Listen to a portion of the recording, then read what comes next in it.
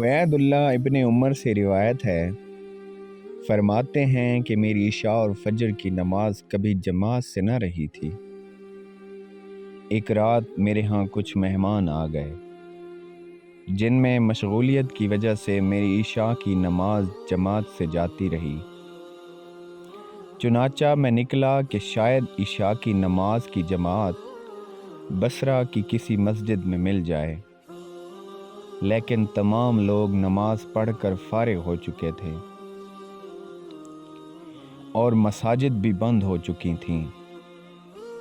پھر میں اپنے گھر لوٹ آیا اور میں نے سوچا کہ بلا شبہ حدیث پاک میں آیا ہے کہ جماعت کی نماز بہت فضیلت رکھتی ہے، تو میں نے عشاء کی نماز کو 27 مرتبہ پڑھا، اور میں خواب میں کیا دیکھتا ہوں کہ میں ایک ایسی جماعت کے ساتھ ہوں جو گھوڑوں پر سوار ہے اور ہم مقابلہ کرتے ہیں ایک دوسرے سے۔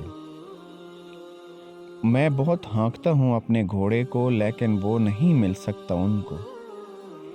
پھر ان میں سے کسی ایک نے کہا کہ نہ تھکا تو اپنے گھوڑے کو، کیونکہ نہ مل سکے گا تو ہم کو۔ میں نے کہا کیا وجہ ہے؟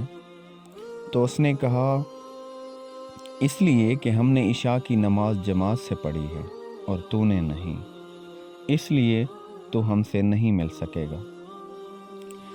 اس بات کا مطلب یہ ہے کہ باجماعت نماز ادا کرنے کی بہت بڑی فضیلت ہے، اس لیے ہم سب کو چاہیے کہ ہم باجماعت نماز ادا کریں۔